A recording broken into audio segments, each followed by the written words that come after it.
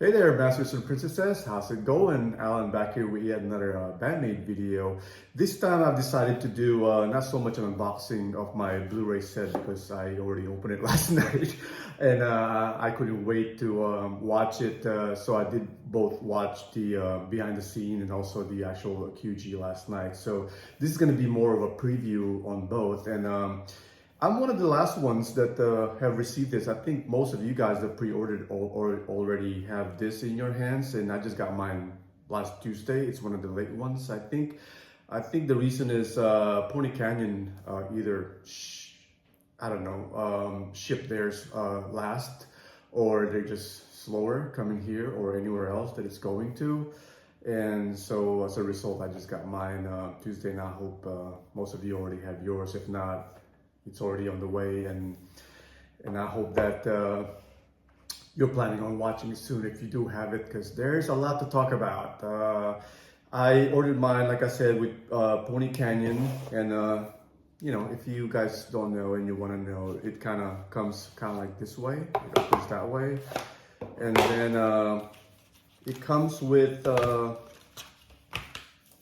really cool glossy picture book. I don't know if they all came with that, depending where you ordered it. And of course, this came with the behind the scenes CD. I actually have the QG one in my PlayStation because I watched it last night and I just kind of left it there.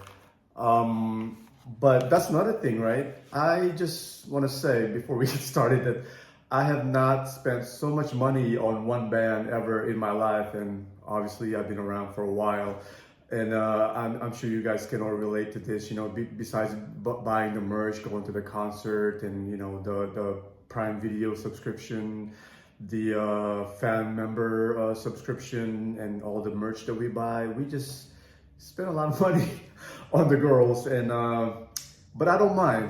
And I'm sure a lot of you don't either, because we just love this band and we just really love supporting them and seeing them grow in this last 10 years, and also hopefully we eventually make it to world domination.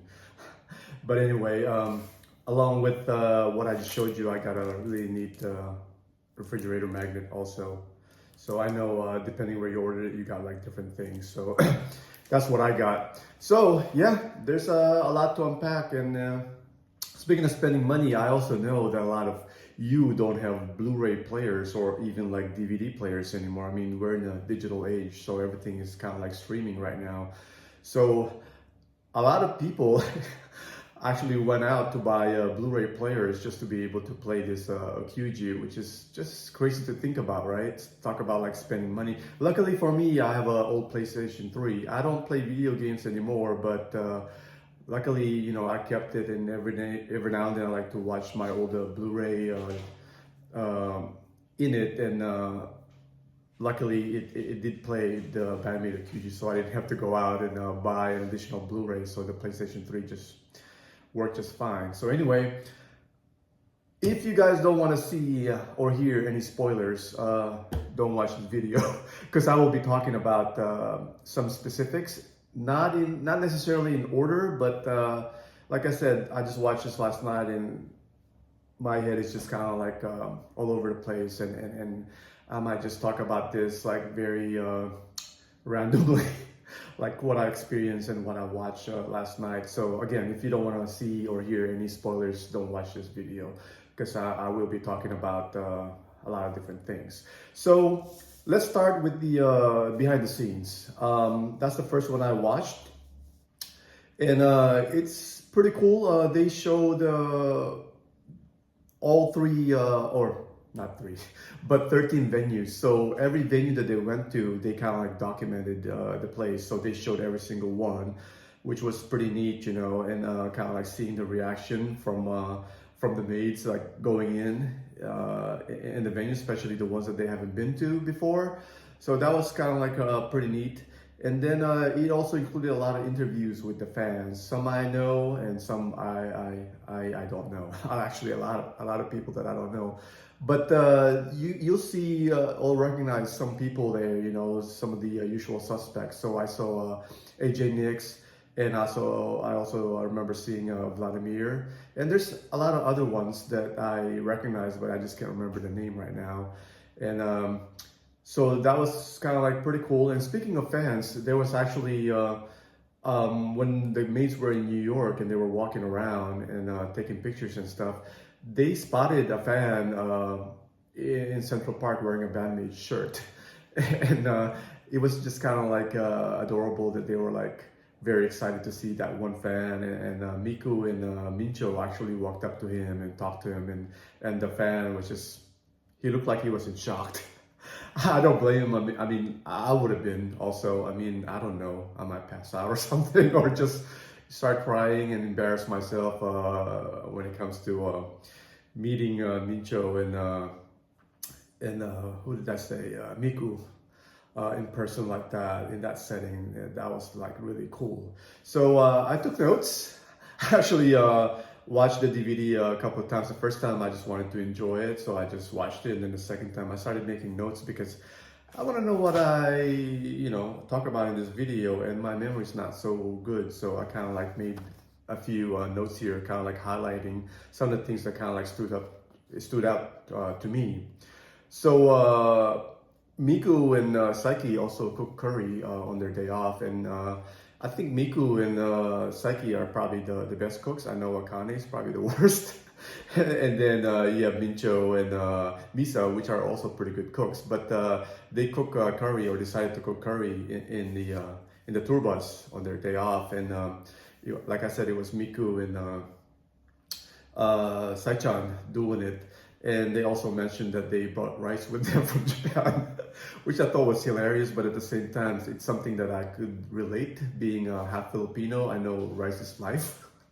So I understood that they eat a lot of rice, and they actually brought it with them, so that was kind of funny. But anyway, they served Mincho their curry after they got done cooking, and she was like the official taste tester, and she said the Japanese curry when she was eating it, and she thought it was really good, and she said it like in a really funny way.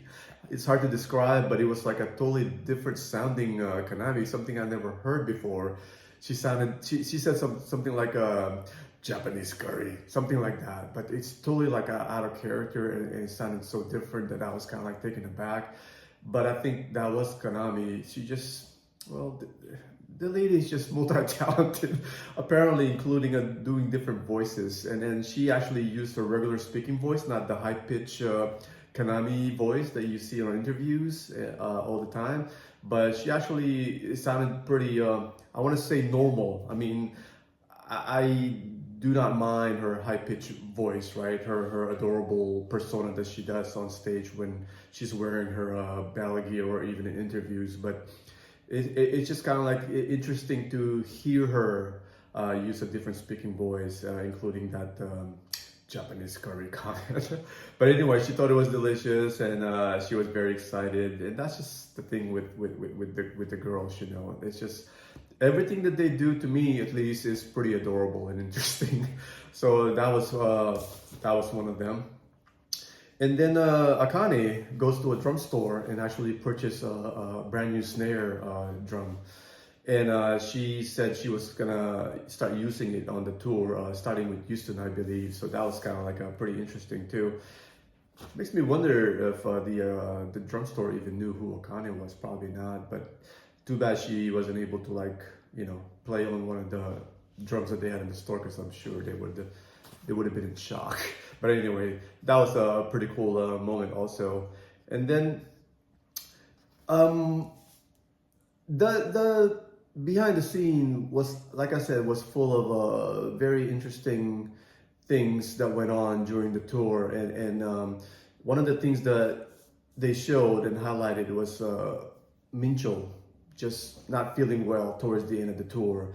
I think it started in New Jersey when she kind of like disappeared mid Okuji and went in the back, and my heart broke. I'm not gonna lie, seeing Konami kind of like stagger off stage into the back and just kind of like grab a stool and just kind of like practically just collapsed on top of the table, just put her head down, and just kind of like, you can tell she wasn't really feeling well. Whether she was exhausted or actually sick, I don't know. They didn't really say, but I was just kind of heartbroken seeing her, be that way and kind of like struggling towards the end. And God bless Akane. Akane went in the back to check on her and tended to her, like trying to put like a cold, I don't know, drink on the behind her, neck or her head, and asking if people were able to get like a beer or a Red Bull for Kanami to maybe help her cool down or get more energized. But that was kind of like one of the things that we love when it comes to BAND-MAID, how they respect each other and really take care of each other. And this is a perfect example of the sisterhood, right? The friendship that they have. And Akane actually going in the back and checking on her and making sure that she's okay. And then the rest of the maids were up front, and they were doing their MC and kind of like just trying to buy time for Kanami. I mean, they really didn't know where she was, but at the same time, once they found out, they're like, okay, let's keep talking and kind of like give her time. So eventually, Mincho, as you guys know already, came out and everything was fine. She's all smiles and was able to finish the rest of the QG. So this kind of like went on all the way to when they got to Chicago. Which was the last part of the tour, and Mincho at this point is just running on like fumes. She was pretty much done. She was not feeling well or exhausted or both. So I'm just glad that they all made it, especially Mincho and of course Saiki. And she mentioned this during the closing statements that they did at the end of the video, that she was worried about their health and her voice also. So I'm glad that she also made it through the concerts. So yeah, that was kind of sad to see, but I'm glad that they made it. So what else do I have here? Of course, also one of the highlights for me is also seeing Mincho start the melody or the chorus for the Memorable. You guys already know that this song was written during the US tour last year, and she wanted to get Saiki's approval. She wanted Saiki to hear what she has so far and kind of like get her take or opinion, whether she wanted to know if Saiki liked it so far before she kept going to finish the song. And she kind of played the guitar in front of Saiki in the bus and kind of hummed the melody or the chorus for the song, and Saiki liked it, and she said that she wanted to sing it. So that was kind of like the beginning of the song Memorable. And of course they or Mincho wrote the rest of the song, and I think Miku wrote most of the lyrics with the help of Saiki, I believe. You guys can let me know if that's correct or not. But yeah, so that was the I know I'm forgetting some stuff that I really found interesting and that I really liked about behind the scenes, but I'm so glad that I ordered this version of the Blu-ray as a set, because the behind the scene was really good for me. I really did enjoy that, and it really showed a lot of things that we have not necessarily seen, when it comes to watching BAND-MAID through all these years, like what they do before they go out on stage and what they think about the venue and the and the fans, and kind of like just the things that they do, like when they put their hands together and say things before they come out, and just how they're feeling. And so a lot of that stuff was pretty interesting to me, and it kind of like just cemented the reason why we love BAND-MAID. This is a lot of the things that we liked about them. I mean, sure, they make great music, but they also are real people, and it was very interesting to see them with the different things that happened during the US tour, and it definitely was not an easy tour for them. but I'm glad that they were able to make it all the way to the end, and they did a really good job.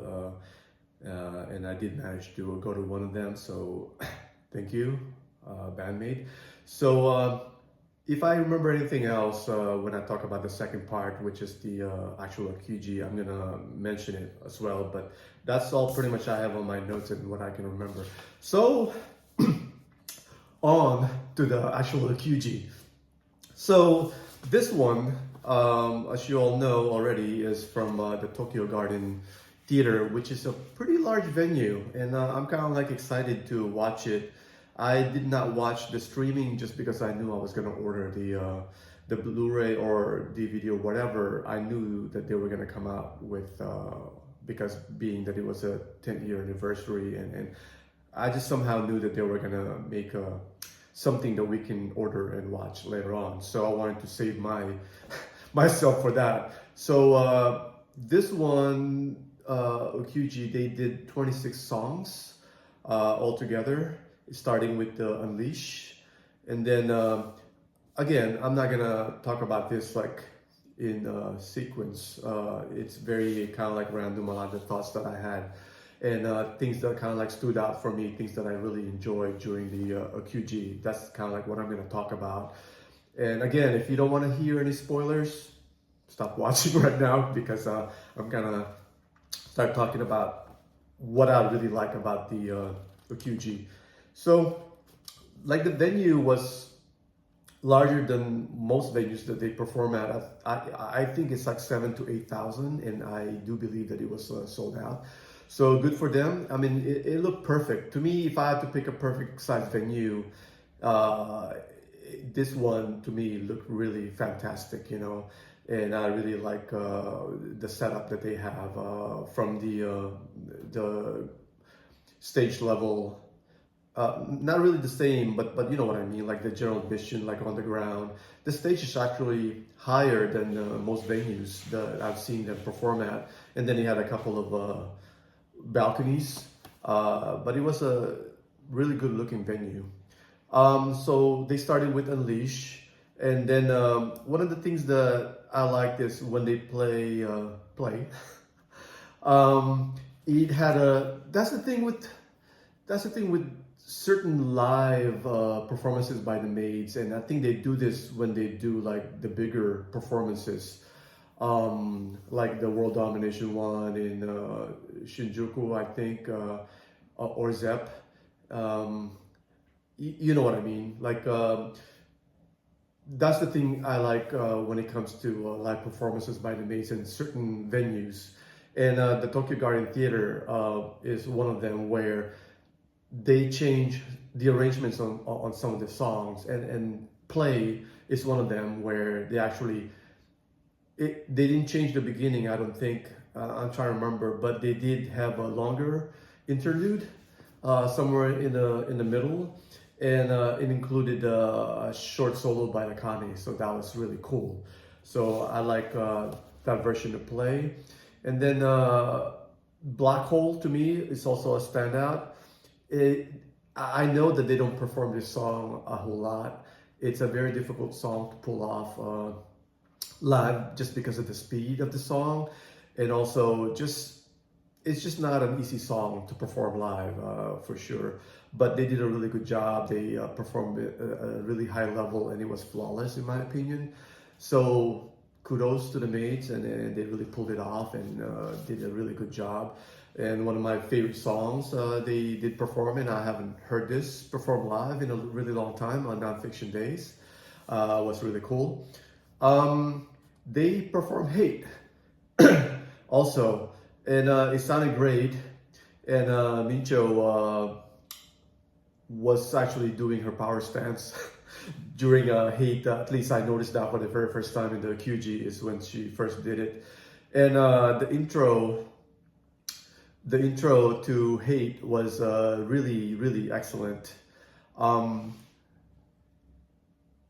Lots of, oh yeah, I just made a note here because I also thought this was very interesting and different, that the intro had a lot of like electronic elements into it.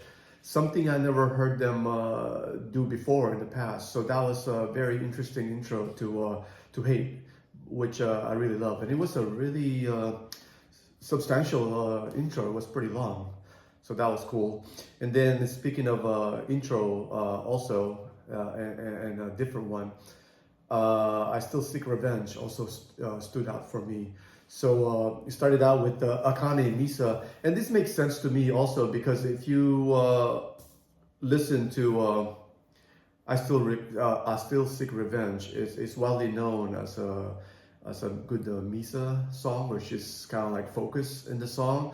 But also, if you listen, you can also hear Akane also kind of like at the same time being highlighted or being a front when it comes to the mix of this song. So Akane and Misa to me stood out a lot with I Still Seek Revenge, and that intro was just fantastic. So I really like that one. And also, again, I'm not talking about this in order, so bear with me, and I do apologize. My head is just all over the place, kind of like trying to unpack this stuff. So I'm gonna show a little bit of the Tokyo Garden Theater performance, but it's not gonna be something that's directly from the DVD that I just watched. It's actually the 2 songs that they perform or released on YouTube. I'm talking about No God. Let me just make sure that I get this right. So it was Puzzle and No God. So you guys already know how that went, and it's also a standout in the QG. That's why I think the reason why they released this or decided to release these 2 songs, because they were just both fantastic. So they also performed 2 instrumentals. They did Onset and From Now On. And geez, I just love it when the maids do the instrumentals. And you can tell when they perform that they really love performing instrumentals. And especially Kanami. I think she really does, she's really in her elements when it comes to performing the instrumentals. So both songs were performed like at a high level and just really, really good. I really did enjoy Onset and From Now On, and they just really killed it. And again, you can tell they're having a lot of fun, especially Kanami. Kanami, I've never seen her so focused or intense in any performance as I did when she was performing From Now On. This song to me is one of my favorite songs, and it kind of like highlights to me Kanami's different techniques and her ability to play the guitar, and you can just totally see her in her Mincho mode. She wasn't looking at the audience, she wasn't looking at her bandmate, she was just like totally focused and just so into her song. And you can just, if you guys haven't watched it, it was just amazing to see Kanami in that form. And there was actually a moment in this song of, I'm talking about From Now On, and also, and this happened just after Misa's solo in From Now On, and then again it happened again during Kanami's solo in Afterlife. I'm talking about just the flip. You guys have heard about Mincho kind of like becoming a different person, which is wearing the maid outfit and she's performing. You can really see it happen during From Now On, and then again Afterlife during her solo.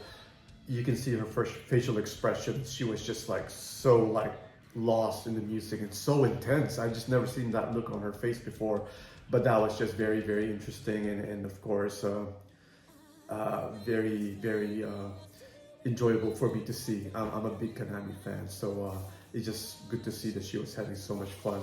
So I made a note of that, because to me is just a really good highlight.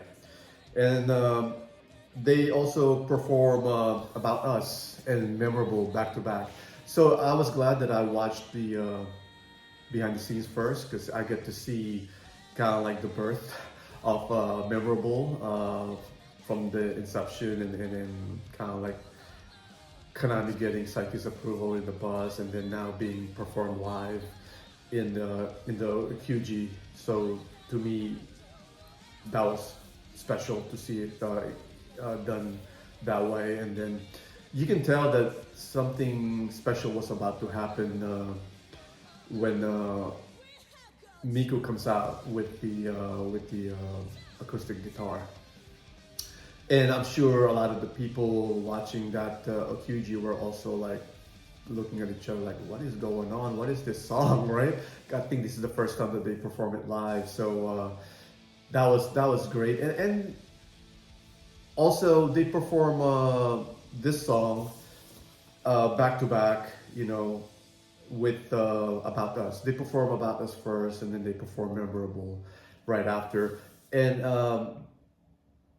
at the start of this two new songs, you can just kind of see the change in the stage, like kind of like how the stage looked and the feeling that kind of like it gave you, you know, from the lighting and the smoke that came out on the stage, and also the projection that they had on the screen. The feeling and the look of the stage just completely changed. And starting with About Us, it was just so beautiful, you know, and also knowing the sentiments, the lyric of the song, and how both About Us and Memorable were written for us fans was just very special, and you can really feel the emotion coming out, emanating from the maids, from the stage onto the audience, and it was just, the whole thing was just beautiful, and I really love that performance. And they also did a really long intro to Memorable, which is just beautiful. Konami just really knows how to write this sort of interludes or intros to songs, and they did the same thing. It gave me the same feeling as when they did this for the live performance of a couple of times for Daydreaming. They did a long piano intro, and it kind of like felt that way. It kind of like made the songs twice as good, in my opinion. That intro just really sets it up, kind of like puts you in that mood before the song even starts. It's just beautifully written. So I really enjoyed that.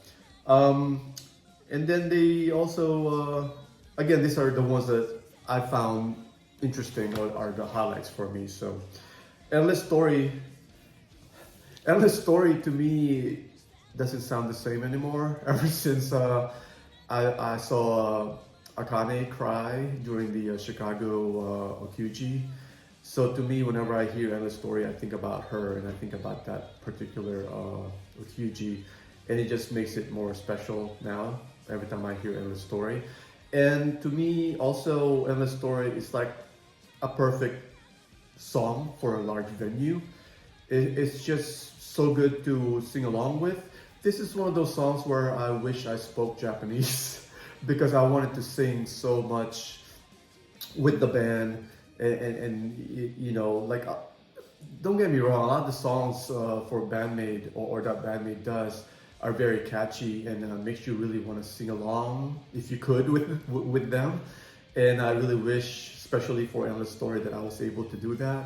It's just one of those songs, you know, like it would be so great to be able to sing along with the audience and just sing along with the band. It's just an amazing song.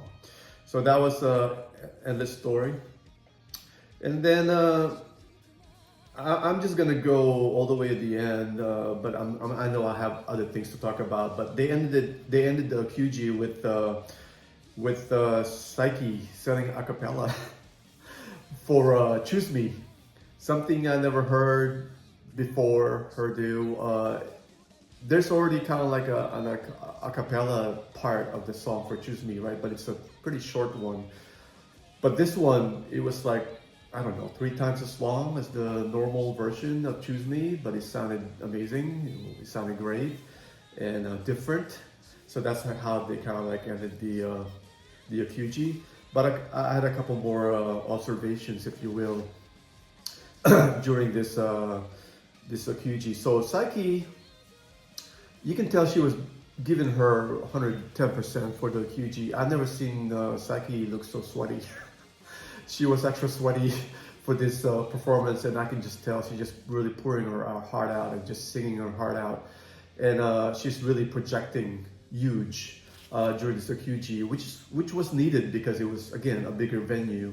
So she did a really good job fronting the band and getting your attention to pay attention to her, as always.